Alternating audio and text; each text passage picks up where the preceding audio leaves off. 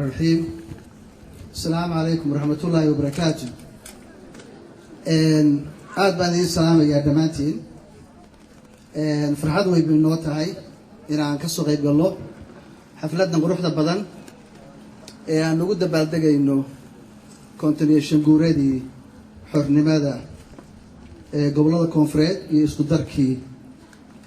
labada gobol ee Soomaaliya ee ku midoobay jamhuuriyaddii Soomaaliya 1960 bishii July 1 aad bay ugu mahadsan yihiin qabanqaabiyaasha xafladan soo agaasimay quruxda badan aad baan ugu mahadnaqayaa gaar ahaan guddiga qabanqaabada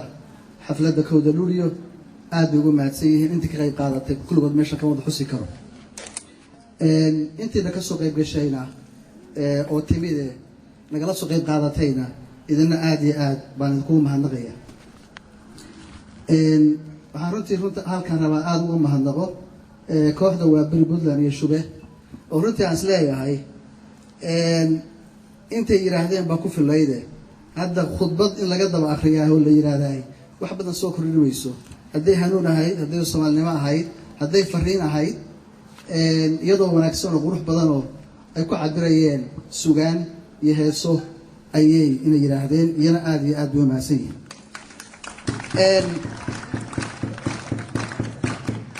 wax badan inaan ka yiraahdo marba maalintan because waxa weeye sababtu waxa weeye kulligiin waa wada ogsoontii waana wada taqaanaan 15 sano ka hor ayaa Soomaaliya ay xornimadeedii ka qaadatay gumeystayaashii Ingiriiska iyo Talyaaniga lana sameeyay jamhuuriyaddii Soomaaliya koowaad marka 55 sano ka hor dadka Soomaaliyeed maxay ahayd rajadoodu maxay ahayd himiladoodu maxay ahayd hamigoodu inay gaaraan 55 sano ka bacdi maxay filayeen inay gaaraan maxaase hadda jira oo maxsuulkii ka soo baxay xornimadaas 55 sano ka bacdi maxuu yahay markaan taa isu eegno isu qiimeeyno oo aragtidaasi aan rogrogno waxaa noo soo baxaya runtii in ay xornimadeedii gaasir noqotay in gobonnimadeedii ay kala dhantaalantay in 55 sano ka bacdi maanta Soomaaliya ay daydayayso goobayso inay dib isugu soo laabato oo ay qarannimadeedii iyo karaamadeedii iyo sharafteedii dib u soo ceshato walina ay la adahay oo aan runtii aad moodaba sida madaxweynuhu sheegay inaan dabaheedii hayninba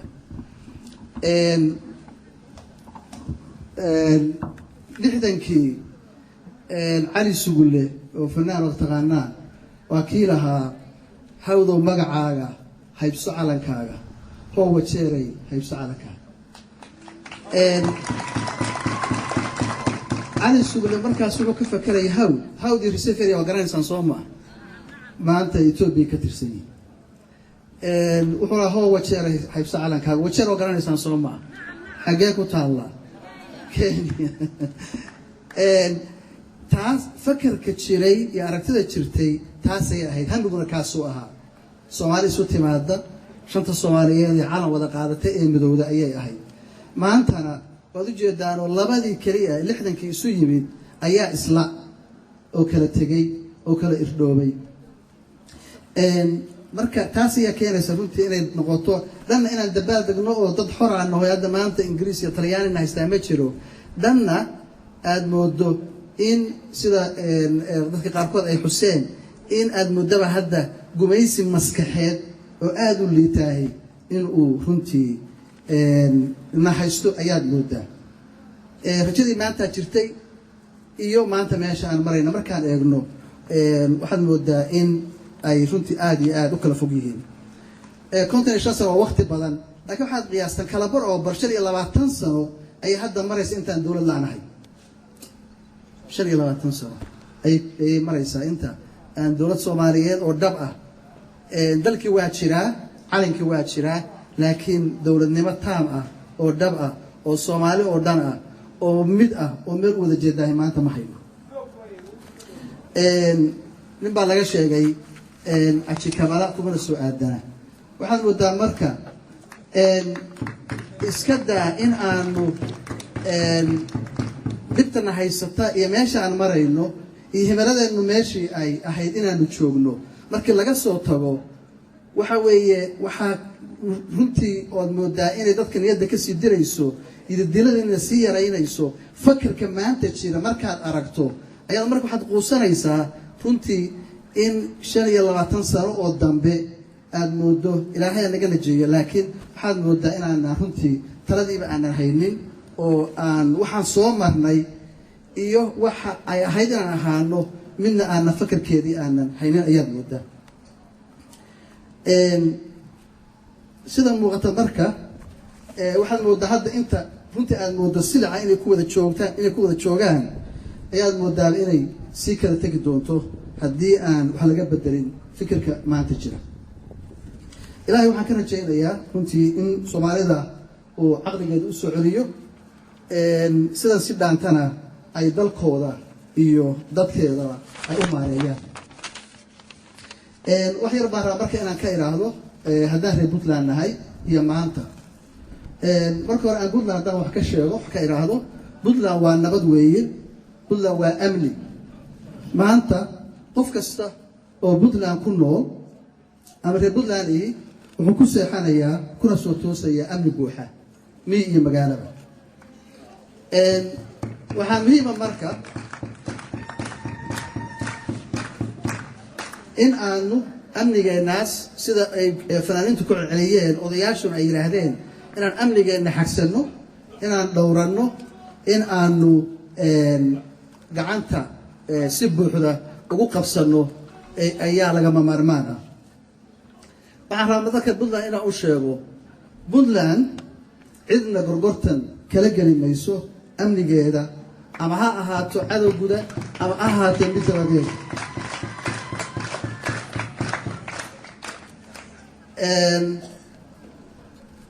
magan uguma aha dowladnimadeeda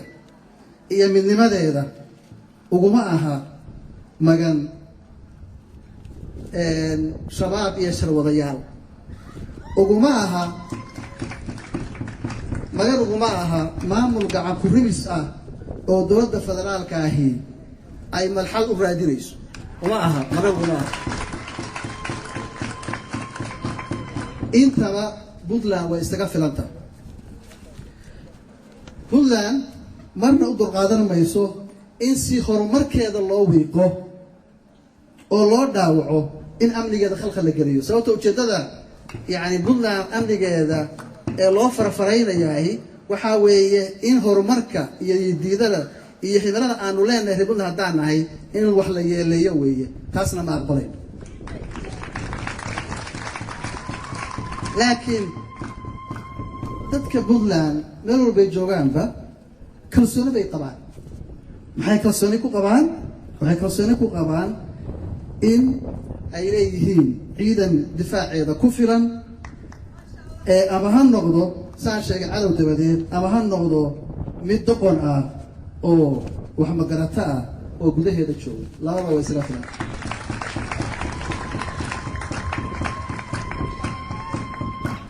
dhanka horumarka markaan waxyar ka taataabto puntland waxay qaadeen waddadii horumarka iyo jidkii kobca dhaqaalaha waxaa meel fiican maraya mashaariicdii horumarinta kaabayaasha dhaqaalaha sida garoomadii jidadkii iyo dekedihii marka faahfaahin badan taa caawa ka oran mayo sababtoo ah in badan ayaan ka hadlay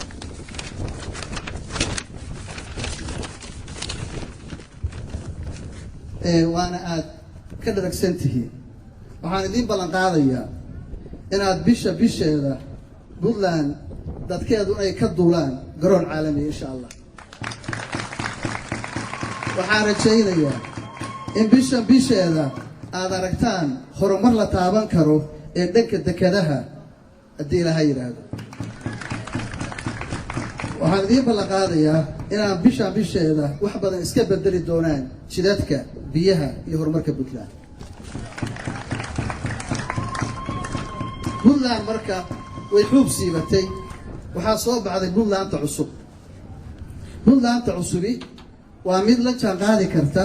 kana tarjumaysa diirada dadkeeda weey Puntlandta cusubi waa mid aan u joojinayn daba dhirif annaga nagu mashquula Puntlandta cusubi waa mid taqaan meesha ay u socoto waa mid aragti dheer kale waxa ay Soomaali ka rabto iyo Soomaalida ay rabto nooc uu yahay mid la weey hadday Soomaali saxa oo hagaagsan ay weydo waxay Puntland yeelaysaa waxay ka badi weydaa dilahayda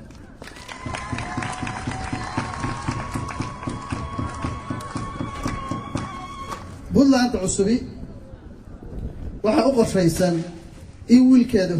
wiilkeedu inuu helo nolol dhaanta tii aabihiis waxa u qorshaysan in gabadheedu hesho sinaan iyo cadaalad ka sarreysa tii hooyadeed iyo ayadeed lagu dhaqay Puntlandta cusubi waxay diyaar u tahay inay horseed u noqoto soo celinta sharaftii iyo karaamadii Soomaaliya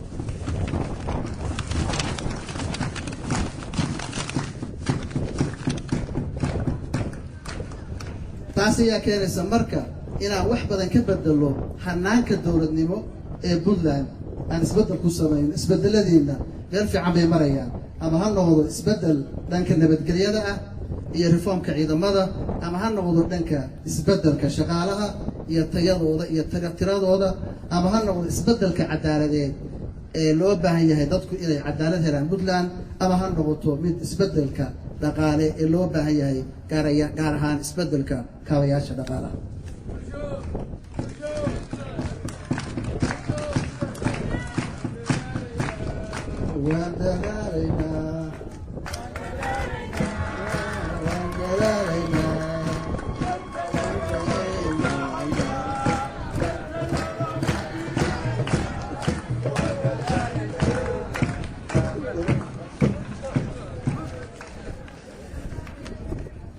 barnaamijyadaas oo dhani meel aad u wanaagsan ayay inoo marayaan waxaan markaa wax yar inaan ka idhaahdo federalismka Soomaaliya meesha uu marayo iyo waxa hadda ka socda gobolada dhexe Puntland nin jecel iyo nin necebba waa furihii nabadda Soomaaliya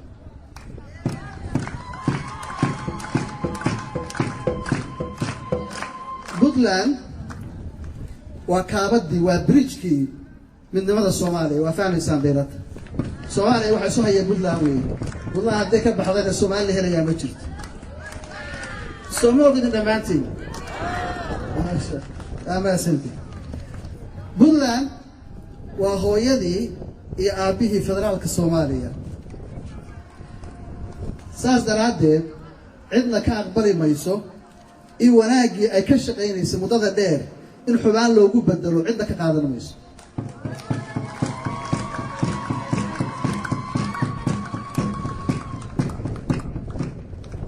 shirka cadaada ka socda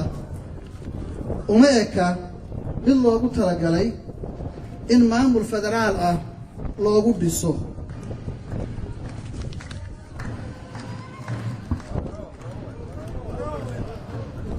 بس كذا النار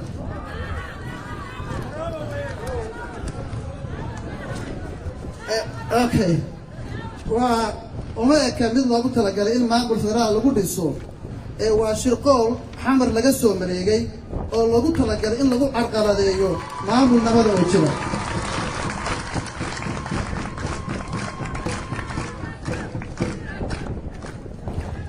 waxaan idin sheegayaa in ay Puntland ka horeysay dhismaha dawlad federaal Soomaaliyeed federaalka iyo Puntland ka baa horeeyay Puntland waxay u baahan tahay in federaal aqoonsado jawaari waxa ka maqlay isagoo leh maamulada aan aqoonsan soo ka hadlayaan maqlay marka jawaari cid maanta uga baahan in la aqoonsado Puntland uga baahan in la aqoonsado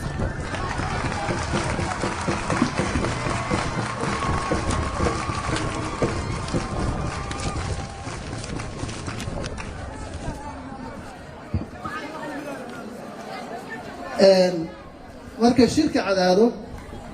mas'uuliyad daradiisa waxaa dusha u ridan doona dowladda federaalka ayaa u ridan doonta ayada ayaa wadda wasiiradeedii baa jooga ra-iisul wasaarayaasheedii baa yimid madaxweynayaasheedii baa yimid marka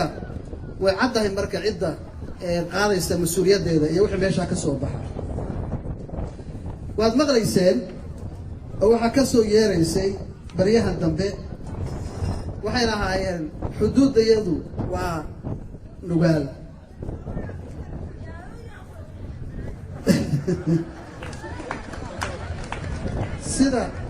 sida ay ku qorteen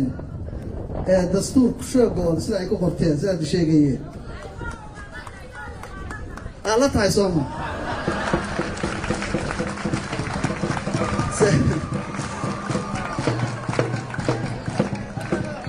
sayid maxamed cabdullaahi xasan baa waxaa laga sheegay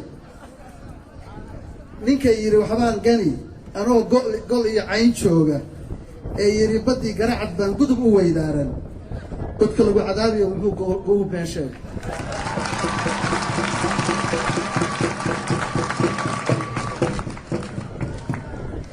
waad og yihiin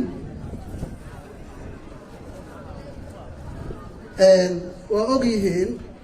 inaysan xuduudooda aysan noqon karin nugaal waxaa hubaana in marka runta ay tagto xuduuddu nugaal noqon mayso xuduuddu waxay noqonaysaa godin labe iyo gurceel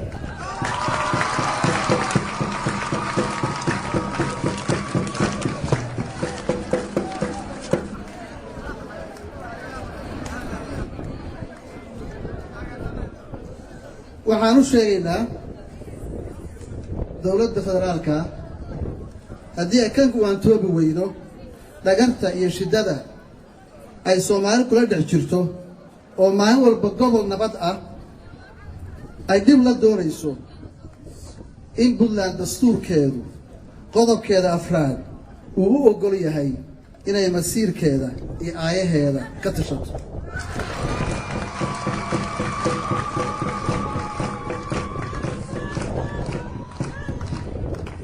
ma suurtoobayso in puntland keligeed soomaalinimo doonto maxaa anaga mas-uuliyaddeeda na saaray wax mas-uuliyad ah oo gaar ah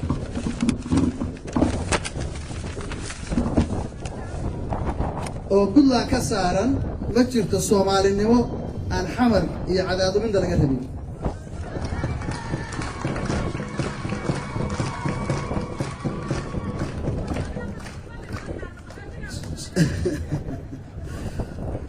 soomaalinimo haddii ay nacfi lahayd iyo dhaqaale xamar baa qaadatay marka ninkii dheefteeda haystay hadduu dhimashadeeda ka shaqeeyo isaga ayaa ku dharagla uguna baahi badan soomaalinimada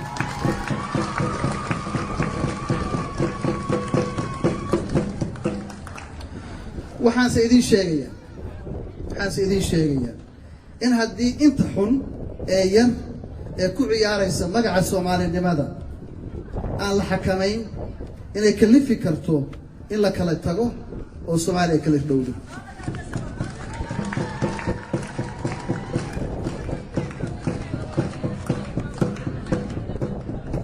halkaas waxaa ii laaban marka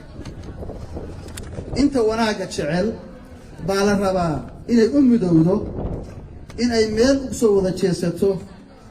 uga soo wada jeesato inta yar ee ku sifowday karkarinta xumaanta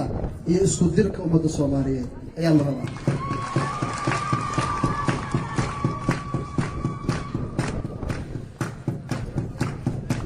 waxaan ilaahay ka rajaynayaa in sanadkiisa kale aanu ku ciidno dareen ka duwan kan maanta soomaaliya ka jira puntland ha noolaato soomaaliya ha noolaato guul iyo doonaan rajaynayo